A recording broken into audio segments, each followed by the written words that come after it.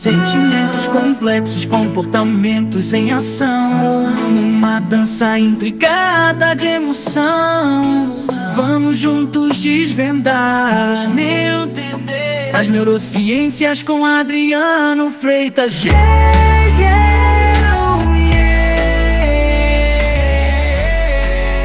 Você está ouvindo mais um episódio do podcast sobre neurociências, produzido em parceria com o programa de extensão Sustenta a Vida da Universidade Federal Fluminense.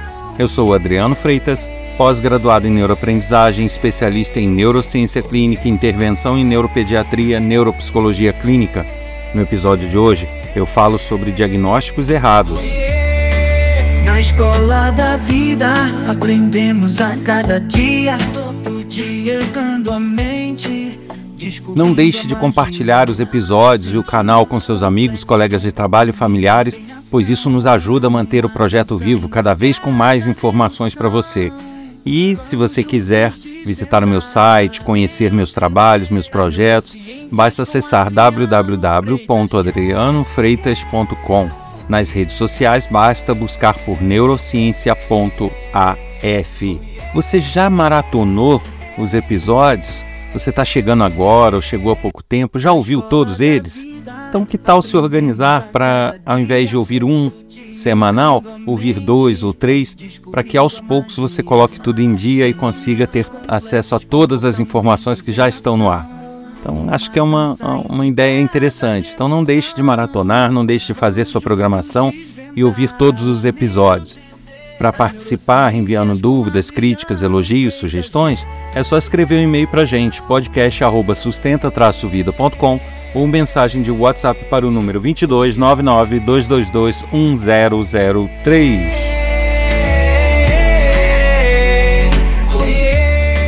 Nesse episódio, eu volto ao tema diagnósticos. Eu já fiz um outro episódio anterior, trazendo alguns aspectos da questão dos diagnósticos. Já falei em várias ocasiões, quando eu às vezes falo de algum transtorno, de alguma coisa, eu já falo um pouco sobre o diagnóstico, mas dessa vez eu quis fazer um episódio específico falando sobre equívocos e por que eles ocorrem, né? Os erros de diagnóstico. Por que muitos diagnósticos são equivocados, são errados e o que está por trás disso? Eu resolvi fazer esse episódio porque é constante. Receber mensagens, receber perguntas, querendo saber sobre confirmações de diagnóstico, sobre a maneira correta de se chegar a diagnósticos de determinados transtornos, determinadas síndromes ou doenças, mas realmente é o tipo da pergunta que é difícil avaliar caso a caso, né? E realmente é necessária uma avaliação caso a caso. Mas eu resolvi fazer um episódio que passe as informações para que as pessoas possam, pelo menos, quem se interessar, pesquisar mais sobre o assunto, ou até mesmo já ficar mais atento aos diagnósticos e buscar confirmações, sabendo como fazer e por que fazer, né? Deixando claro que de nenhuma forma eu estou dizendo ou afirmando que todos os diagnósticos são errados, ou que os profissionais não têm competência para isso. Eu não estou entrando nessa questão, nesse mérito. Mas é notório e não é segredo que existem muitos diagnósticos equivocados, sim. Existe hiperdiagnósticos, né? Excesso de diagnóstico de certas coisas que podem, em um percentual razoável, estar sendo confundidos. É um diagnóstico que é emitido por um profissional que, na verdade, um outro profissional teria uma outra visão e aí conseguiria esclarecer melhor o assunto. Então eu vou falar um pouquinho sobre isso, sobre esses erros diagnósticos. Eu vou começar deixando claro o seguinte: os diagnósticos nem sempre eles são muito claros, muito fáceis de serem feitos. Existem doenças que são muito características, que você foi lá, fez um exame de sangue, um exame de urina, um exame de imagem e está lá. A doença está lá estampada, é aquilo e é indiscutível. Ok, nesses casos, um médico ou o profissional que está atendendo, ele vai, com base naquilo ali, emitir o diagnóstico e fornecer o melhor tratamento possível. Sendo que isso é apenas um grupo das doenças e dos transtornos. Existem muitos, milhares, que não são bem assim. Você não consegue ter um exame que você faça e diga, ó, tem isso ou não tem isso. Então, você tem que partir para os chamados diagnósticos diferenciais, que você ir eliminando possibilidades até chegar no que efetivamente é. E existem outros que são tão complexos que deveriam envolver vários profissionais. E é nesses que, basicamente, eu vou me focar. Porque eu acho que é onde está o maior equívoco, os maiores erros. E por que eu acho isso? Porque é muito pouco comum no nosso país nós vermos trabalhos de diagnóstico, mesmo os mais complexos, de forma interdisciplinar, multidisciplinar ou interdisciplinar. O que eu estou querendo dizer com isso? Que geralmente você tem um profissional, ele vai lá, segue um protocolo da área dele e bate o martelo e dá o diagnóstico e é isso. Quando, na verdade, muitos transtornos, muitos problemas, muitas doenças, na verdade elas podem ter ramificações ou implicações em diversas áreas que não são pertencentes a um profissional só. Então, por mais que ele chegue a uma conclusão, nem sempre essa conclusão é a mais adequada, justamente porque ele não avaliou outros aspectos e outros protocolos que também podem se confundir com aqueles sintomas que ele está avaliando. E isso se agrava com um fato que eu observo e que eu acho, assim, temeroso, que são profissionais, né? Aí eu vou falar aqui repetindo, não estou generalizando, mas eu vejo muitos profissionais, até de áreas de psicologia, de neuropsicologia, que seguem passo a passos, seguem manuais, como eu já falei do caso do DSM-5, que seguem passo a passo sem avaliar outras possibilidades e até possíveis resultados similares.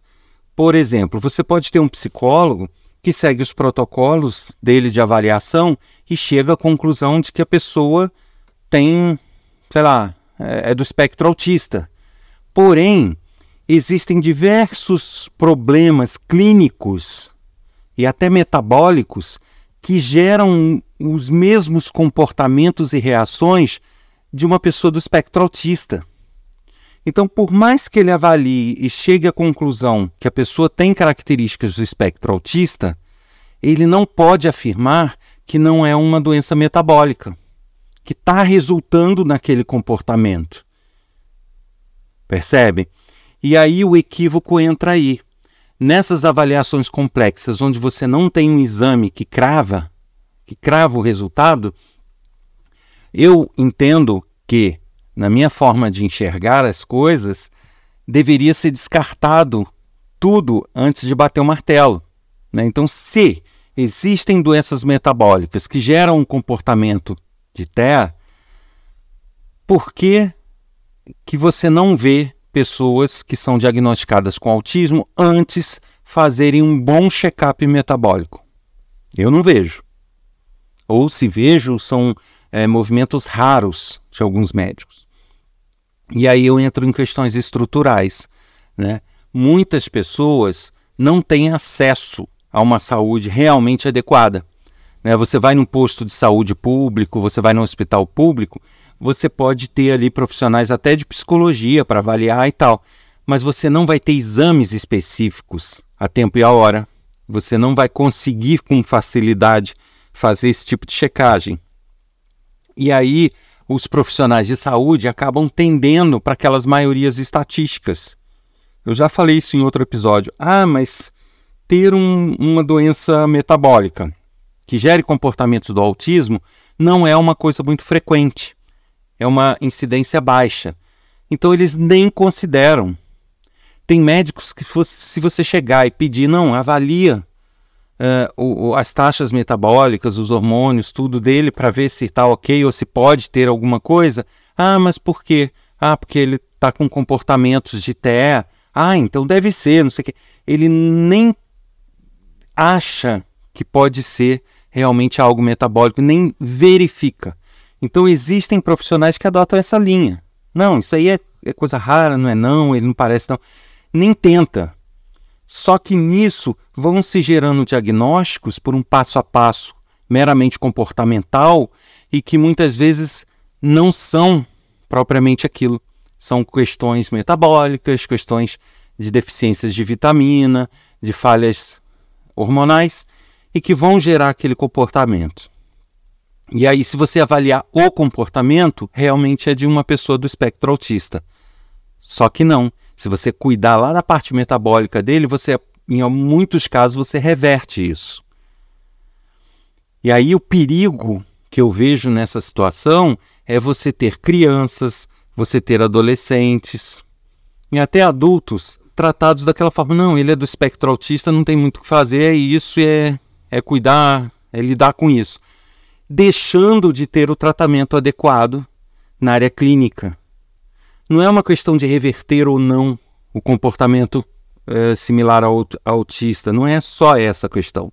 É que geralmente essas doenças metabólicas, além de gerar esse tipo de comportamento, podem causar outros danos, problemas cardíacos, outros tipos de situação e que acabam aparecendo na idade adulta e não se sabe por quê. Eu estou falando disso, mas aí os casos se multiplicam.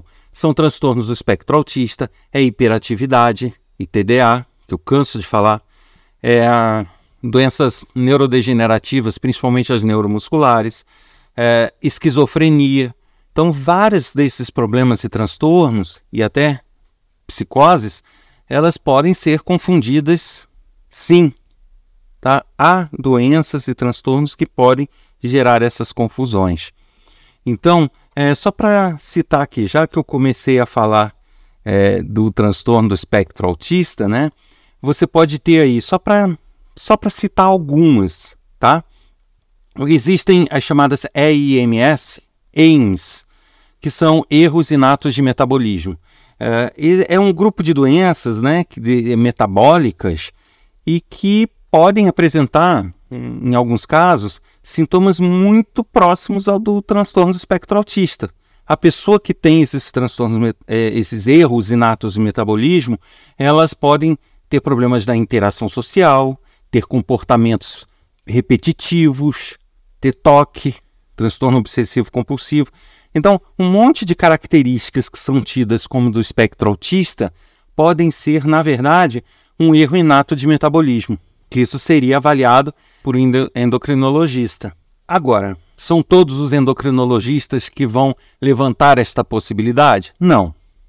Sendo muito claro, não.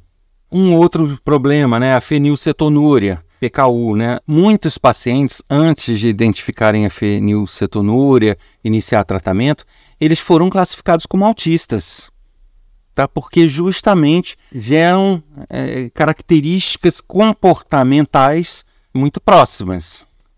Tá? Um outro exemplo é a chamada leucinose, que é uma doença, eles chamam assim, doença da urina com dor de xarope de Bordeaux, que é uma doença que muitas vezes pode até estar associada a um quadro real de transtorno do espectro autista, mas algumas vezes não. Algumas vezes, tratando a leucinose, você acaba tendo uma diminuição desse quadro característico do espectro autista, o que demonstra que não havia uma associação, mas sim uma mimetização.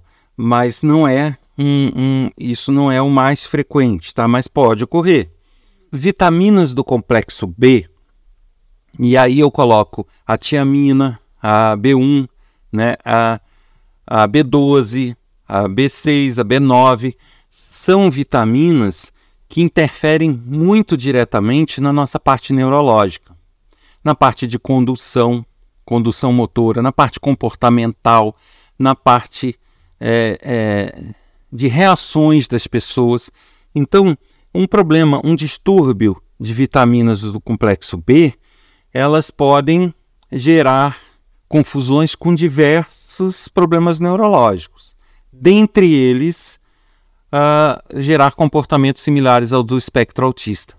Né? A pessoa pode ter rompantes de irritabilidade, ela pode ter apatias em algumas situações, ter pequenas ausências, ter comportamentos repetitivos, ter problemas musculares. Então, ela pode ter várias reações derivadas da falta de B12, da falta de B1, que podem claramente se confundir, que muitas vezes não é causada pelo espectro autista. Você pode ter, por exemplo, uma anemia perniciosa, que é um problema que causa a falta de absorção de B12 e que você pode gerar esse tipo de comportamento. Pode não gerar? Pode. A pessoa pode ter outras características, mas ela pode ficar similar a uma pessoa do espectro autista? Também pode. Então, o que as pessoas precisam entender é a complexidade do diagnóstico. Eu estou citando aqui só alguns, tá? Mas, por exemplo, quem tem hiperlexia, né, crianças que tenham hiperlexia, ela também pode ler muito cedo e mostrar sinais de serem até superdotadas, de ter uma alta inteligência. Mas, por outro lado, tem muita dificuldade de comunicação. Então, elas podem ser classificadas ou como pessoas de altas habilidades ou como pessoas do espectro autista com alta habilidade para alguma atividade. E mesmo assim não ser. Aí, para citar outros exemplos, né, para não ficar só na questão do espectro autista, a gente tem, por exemplo, a esquizofrenia. Várias pessoas, às vezes, são tidas como esquizofrênicas e classificadas como esquizofrênicas, quando também podem ter síndromes metabólicas, né? Então, por exemplo, uma pessoa que tem uma combinação de diabetes, hipertensão, obesidade, né? Essa combinação dessas três coisas, dependendo das taxas e da reação metabólica dela, ela pode afetar o estado mental e a ponto de se gerar uma confusão com a esquizofrenia. Tá? Só lembrando que a esquizofrenia não necessariamente a gente está falando de esquizofrenia paranoide, porque existe a esquizofrenia paranoide, que é aquela onde a pessoa fica ouvindo vozes e imaginando histórias, roteiros que não existem, né? Mas não necessariamente, existem outros tipos de esquizofrenia, tá? Então, essas síndromes metabólicas podem ser confundidas com alguns desses tipos de esquizofrenia. Algumas doenças neurodegenerativas, por exemplo, até o próprio Alzheimer e outros tipos de demência podem gerar um comportamento psicótico também. E aí a pessoa ser tida como esquizofrênica, mas quando na verdade já está num determinado estágio de Alzheimer ou de algum outro tipo de demência. De novo, né, aquelas deficiências de vitamina do complexo B, em especial a B12, assim como ela pode ser confundida com o autismo, ela também pode ter sintomas que se confundem com a esquizofrenia. E, lógico, tem vários medicamentos, principalmente alguns para dormir, alguns hipnóticos, que podem gerar, sim, também ilusões, né, e gerar reações que se tornam similares a uma esquizofrenia. Vou citar aqui um outro tipo, por exemplo, as doenças neuromusculares, que são geralmente neurodegenerativas ligadas à musculatura, né, que são aquelas que as pessoas vão atrofiando, vão perdendo musculatura e que geralmente se acha que não tem jeito. E aí você tem a Guillain-Barré, que é mais aguda, você tem uma forma meio crônica, que é o PEDIC, esclerose múltipla amiotrófica, várias outras, e que também o diagnóstico é muito complexo e que ele pode vir de uma confusão, né? Então você pode ter, por exemplo, algumas condições tóxicas, a pessoa pode ter contato com alguns tipos de toxina que podem afetar nervos e musculaturas a ponto dos sintomas se assemelharem aos de neurodegenerativas, inclusive com baixas de condução nervosa. Né? Você pode ter doenças endócrinas também, né? Distúrbios hormonais, tipo o próprio hipotiroidismo, também podem gerar sintomas que se confundem com neurodegenerativos neuromusculares. E, de novo, é ela presente, a B12. A B12, quando ela está em baixa, ela pode gerar aí problemas diversos e confusões diversas. Então, a pessoa também pode passar por um diagnóstico de neurodegenerativa, neuromuscular, não sendo um problema na B12.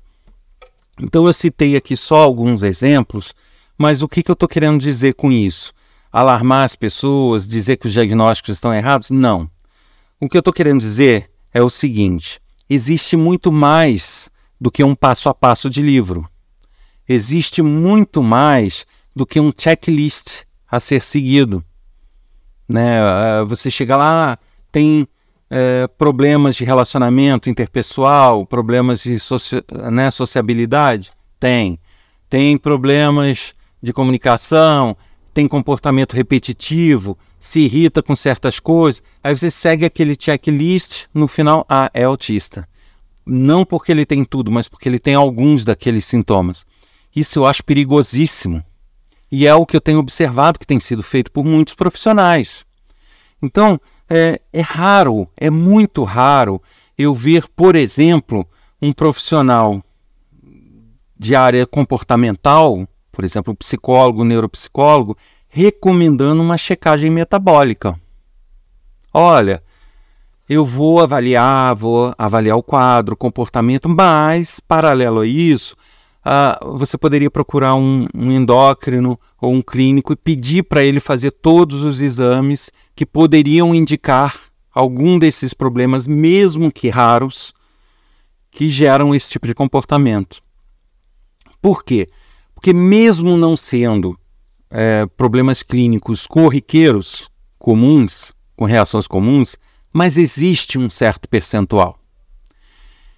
E aí, isso não é visto, não é levantada sequer a possibilidade. Mas a gente tem que avaliar o seguinte: eu vou chutar, não é isso, tá? Não é isso, mas chutando, assim, muito a título de exemplo. Digamos que eu tenha 20 doenças que possam se confundir com o espectro autista. Mesmo que a prevalência de cada um na população seja 1%, 2%, 3% no máximo. Tá? Mas se a gente pegar várias dessas doenças, mesmo que com índice pequeno, você passa a ter uma margem boa, que pode ser uma boa margem de erro de avaliação, porque estamos vendo só a parte comportamental. Da mesma forma, a gente não pode ver só a parte clínica. Então, certas doenças, como eu falei, elas são muito características. Certos transtornos são muito característicos. Não tem como errar. Agora, outros tem sim como errar. E se a gente se prende, como eu falei em episódio anterior, onde eu expliquei sobre o DSM-5, né, o episódio de esclarecimentos, se eu me prendo a um manual estatístico, como é o caso do DSM-5, se eu me prendo a checklists e testes de avaliação comportamental e ignoro que existem coisas clínicas que geram aquele mesmo resultado, eu estou sujeito a uma margem de erro. Não tem como fugir disso. Não tem como fugir, porque eu passo a fazer uma avaliação subjetiva, até em alguns casos, olhando testes, pontuações, a partir da observação do resultado, do comportamento final. Agora, se aquilo está sendo originado pelo real transtorno, ou por uma baixa de vitamina, ou por uma baixa de hormônio, como que eu vou saber observando só o comportamental sem fazer essa avaliação metabólica, essa avaliação clínica? Não tem como, né? Então, por isso que aí aqui entrando na minha opinião, quando as pessoas até me perguntam, mas o diagnóstico... Veja bem, neurocientistas, eles não são médicos. Então, ninguém que estuda neurociências a sério é médico. São profissionais ligados a áreas acadêmicas e áreas de pesquisa, que podem estar até envolvidos em pesquisas médicas, que vão gerar, eventualmente, protocolos médicos para os médicos seguirem, mas não é médico. Então ele não pode, um neurocientista, abrir um consultório e começar a fazer consultas, prescrições, receitas. Não pode, não é médico. Não é psicólogo, apesar de ter que conhecer o comportamento humano, ter que estudar isso, tá? Mas justamente ele tem o que muitos profissionais não têm, que é essa visão interdisciplinar e multidisciplinar. É fundamental para alguém que seja da área de neurociências e que a leve a sério. Então, a pessoa tem que entender da parte fisiológica, da parte neurofisiológica, da parte biológica, né? Mas tem que entender também de comportamento. Mas tem que entender também de parte metabólica. Tá? Pelo menos o básico para ter noções. E até por ser um profissional de pesquisa, ele tem protocolos a seguir nas pesquisas, na área científica, né? Mas não protocolos de atendimento a pessoas, porque ele não é um médico, ele não é um psicólogo. Um neurocientista, ele pode atender? Pode. Ele pode emitir laudos? Pode. Pode emitir diagnósticos? Até pode. Não confundam com diagnósticos médicos. Ele não pode emitir diagnósticos médicos, mas ele pode emitir diagnósticos sobre a ótica da neurociência, sim. Que é dar pareceres, né? Ele pode emitir laudos? Sim. Mas ele pode indicar um tratamento? Não. Tá? Ele pode orientar? Pode. Ele pode prestar consultorias a empresas, a escolas, a clínicas? Pode. Ele pode fazer apoios diagnósticos a médicos? Pode. Então, se um médico quiser, eu estou confuso, eu preciso do apoio de um outro profissional para dar uma checada nisso. Ele pode consultar, mas quem vai dar a palavra final é o médico. Um psicólogo também pode procurar um neurocientista? Pode. Mas é ele que vai dar a palavra final lá na ponta, tá? Então isso tudo pode ser feito. Então justamente por ele não ser um profissional que vai tratar ninguém, não há um protocolo médico a ser seguido, um protocolo clínico, né? E aí cada um tem a sua forma de avaliar, quando precisa avaliar alguma coisa. Eu particularmente, tá, acho um equívoco enorme você dar um rótulo, porque para mim, a partir do momento que você dá um diagnóstico, não deixa de ser uma forma de rótulo. Você chega àquela pessoa do espectro autista, ela vai se reconhecer como tal, ela vai se considerar como tal e as pessoas vão considerá-la como tal. Então acaba sendo uma etiqueta que você põe nela. Então eu acho que você fazer isso com uma criança que vai carregar aquilo para o resto da vida, sem descartar todas as possibilidades de equívoco, sem minimizar esses equívocos, eu acho um erro profissional grande, tá? No meu entender. Então, eu acho o seguinte, existem doenças metabólicas que podem gerar aquele tipo de comportamento? Existem. Então, antes de eu bater o martelo, digamos, eu estou inclinado a avaliar que a pessoa tem aquilo. Antes de eu realmente fechar a questão, vamos para poder descartar, para não restar dúvidas, para diminuir ao máximo a margem de erro, eu vou te pedir para procurar um endocrinologista, um médico que for e fazer uma análise metabólica, de vitaminas, né, de hormônios, para daí a gente zerar a chance de ser algo clínico. Aí eu diria que ele estaria dando um diagnóstico e fechando um diagnóstico de forma mais consciente e mais efetiva, né? Margem de erro todos vão ter. O médico vai ter, o psicólogo vai ter, o psiquiatra vai ter, um neurocientista que está avaliando algum caso vai ter. Mas você tem meios de tentar minimizar ao máximo essa margem de erro. E é isso que eu estou querendo dizer, que a gente não está tendo muito. Eu fico vendo na internet muitas vezes profissionais de áreas comportamentais simplesmente ignorando que existem outras áreas. Então, veja bem, aquilo que é puramente comportamental e que não há chance de confundir, beleza. Ele é o profissional daquilo, ele sabe o que ele está fazendo e mete bronca, faça. Agora, áreas que exijam uma avaliação multidisciplinar, né, que é o caso do TDA, né, hiperatividade, por exemplo, aqui chutando, a própria síndrome de Irlen, que eu já falei dela, que é um problema de visão, pode gerar comportamentos de hiperatividade nas crianças. Pode gerar falta de atenção. Então, existem crianças que eu já vi que foram diagnosticadas com TDA, hiperatividade, que na verdade tinham síndrome de Irlen. Quando elas começaram um processo de leitura e que isso foi corrigido, né, que elas tiveram problemas quando maiores, e aí conseguiram relatar os problemas que elas tinham, e que foi corrigido com óculos, o comportamento de hiperatividade, de falta de atenção reduziu, justamente porque isso era causado por ela não conseguir, por uma questão visual, e por ter uma irritabilidade por conta daquilo, etc, etc. Então, assim, a gente tem que entender que o comportamento humano é muito complexo.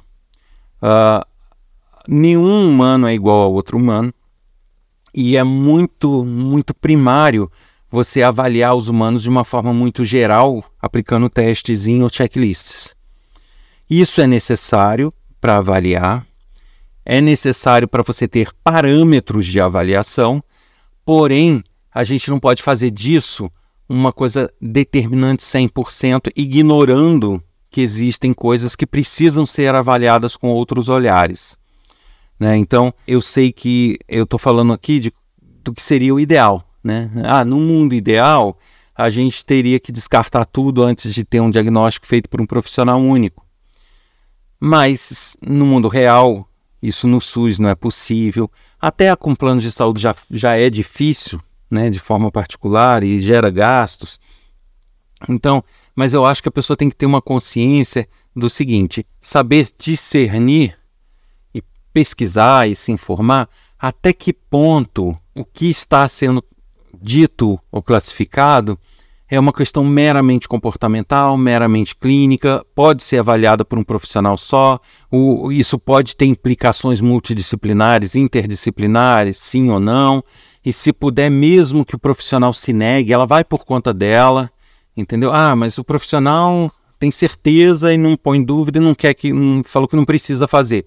Tá, mas eu vou tirar a dúvida, né? Se for lá no outro, fizer a avaliação clínica e tiver tudo 100%, maravilha, menos coisa para cuidar, entendeu? Toca o barco. Mas vai que tem, né? Vai que é um dos casos de exceção. Então, eu acho que aí cada um tem que também ter o bom senso de saber como lidar com cada situação, né? Esperar que os profissionais atualmente, com a nossa estrutura de saúde, tenham essa preocupação, a gente pode também esperar demais.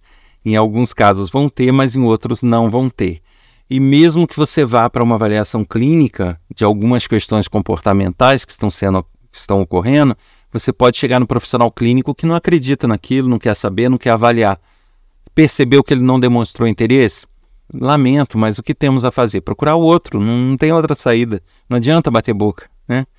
Então, eu acho que o importante disso tudo é a gente imaginar que somos únicos e que algumas coisas são claras, mas algumas coisas não. Algumas coisas são extremamente complexas de serem avaliadas. E eu acho que nesses casos de alta complexidade, onde pode haver uma necessidade de interdisciplinaridade, né? Aí eu diria TDA, hiperatividade, autismo, esquizofrenia, vários outros transtornos, é importante ter o profissional de comportamento avaliando, é fundamental, mas a gente não pode deixar de lado também o cuidado clínico.